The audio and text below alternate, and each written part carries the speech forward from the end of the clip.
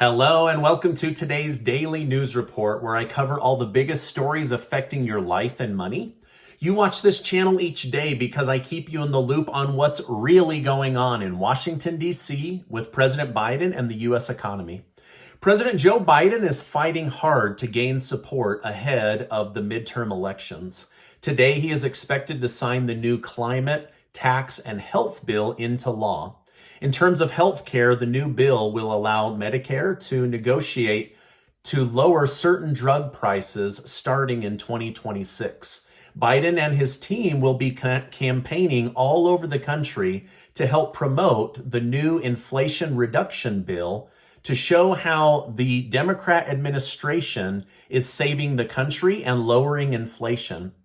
However, many Democrats are saying now that the bill has passed in Congress that this bill doesn't actually do anything to reduce inflation and that it doesn't really lower your bills. Now, remember, they've continued to say this is a kitchen table issue and this bill solves that. But if you were sitting at my kitchen table, my question would be, when is gas coming down? When are food prices coming down? When is rent going to be less expensive? How can I buy a new house? How can I get a car that isn't marked up 40%? None of these questions are going to be answered as they do this roadshow around the country. Now, if you are a renter, you've probably noticed rent is skyrocketing. Most are finding next to food and gas, rent is eating into their monthly budget like never before. A coalition of tenant unions are seeking a meeting with President Biden and the White House to discuss the government somehow intervening to bring the cost of rent down, or some kind of a voucher or something, as now rent is exceeding over 50% of some Americans' budgets.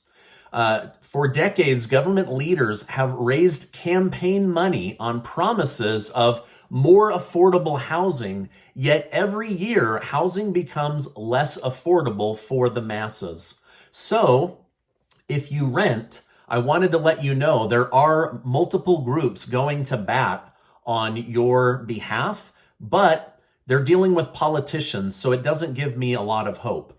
For example, Representative Pramila Jayapal regularly called for rent to be canceled during the lockdowns, but over the weekend, it was learned that she collected close to $100,000 in rent during the same time she was trying to make other landlords give free living arrangements to tenants. So again, I don't see government leaders being sympathetic to anything unless they believe they're going to lose your vote. New home construction is slowing to the slowest point since the Great Recession. Home values are starting to drop in many states and rapidly drop in other states as high interest rates are slowing new loan applications and purchases down. So even owning a home or moving right now is becoming very, very difficult and cumbersome. By the way, I'll be sharing how I shaved over $200,000 off of my total mortgage payments and will be paying my house off decades early, and how I'm building wealth with that very, very soon. I want to show the homeowners in my community how they can use their home to ensure that they never lose their home to these crazy inflation times. So more to come on that, but this is something that I'm personally doing and something that I'm very, very passionate about. So I'll be sharing that with you soon. Now, it's no secret that Trump's endorsements are very powerful. This last round, every single person he endorsed won their primary. But what might shock you is that the number one reason that Trump endorses somebody is because they haven't asked for his endorsement. Representative Brian Donalds of Florida said that he got a text message out of the blue stating, "You've been endorsed," and a private phone call from Donald Trump saying the reasons why he wants to promote you as a candidate. So a lot of people right now are getting these phone calls saying, "I'm going to promote you." Now, to be fair, Trump may also be picking people that are already leaning towards winning. so that he can bump up his ability to say, look at how powerful my endorsement is. But even going head to head with people that impeached him in the past, his endorsement is helping the masses win out in their primaries. So, but his most meaningful battle started today as he seeks to unseat Liz Cheney. The Hill reported that a former Trump aide explained by saying, I think with him, politics is always personal, but the Cheney thing, I think he sees that as being even more important because she didn't just vote to impeach him, right? She tried to destroy him, talking about the January 6th Select Committee.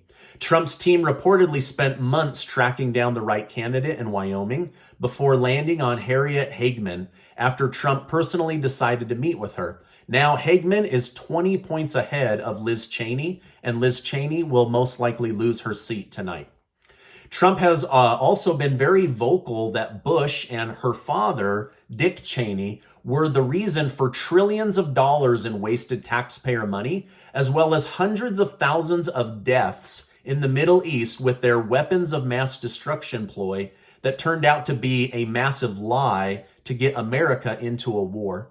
It was leaked last night that the Mayor Adams of New York City has been quietly using taxpayer money to put illegal immigrants up in posh New York hotels.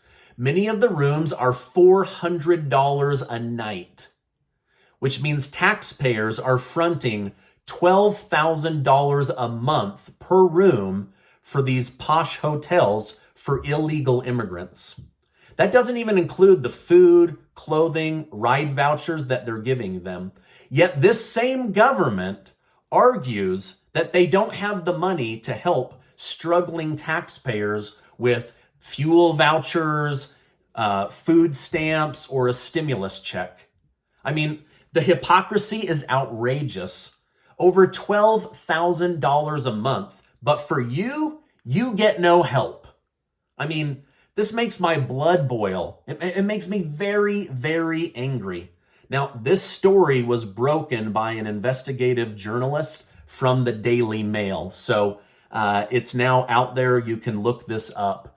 But I know from my YouTube analytics that a ton of people in New York City watch my channel. And so, boom, there you go. Your government has betrayed you again. All right, now let me tell you, many of the families I do financial coaching for are immigrants, and I love them. They came here legally, and almost all of them tell me that they are furious that after going through all of the hoops and hardship of becoming a United States citizen, to now see people sneaking into the country being treated like royalty feels very, very unfair.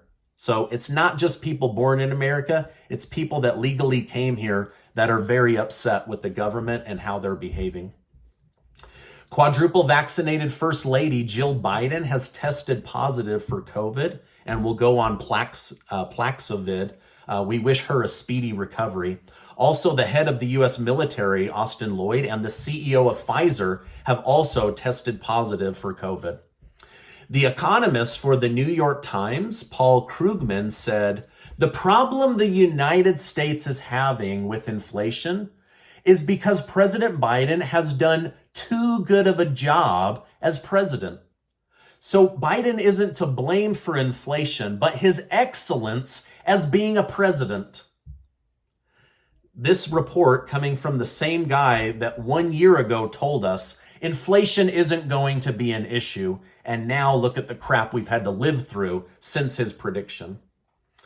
The CEO of the Trump Organization, Alan Weisselberg, may be forced to serve jail time as part of a plea deal regarding alleged tax fraud within the Trump Organization.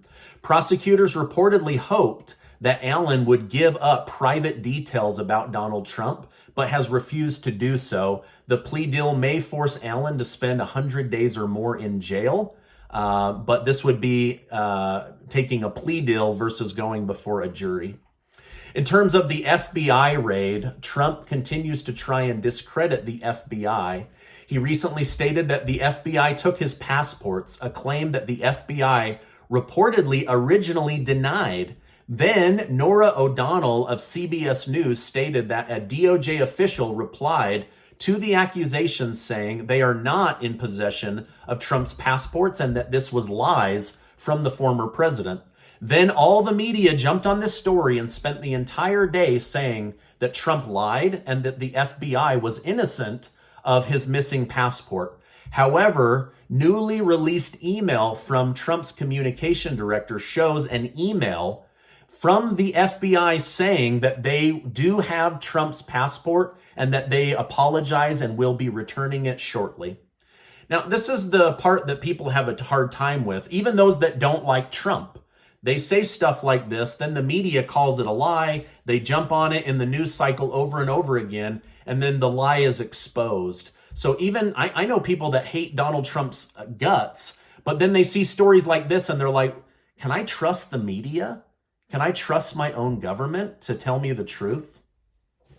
It was announced today that members of the House Judiciary Committee have sent legal notice to FBI Director Chris Wray, Department of Justice Head Merrick Garland, and White House Chief of Staff Ron Klain to preserve all records as they will be investigated for the Trump Mar-a-Lago raid.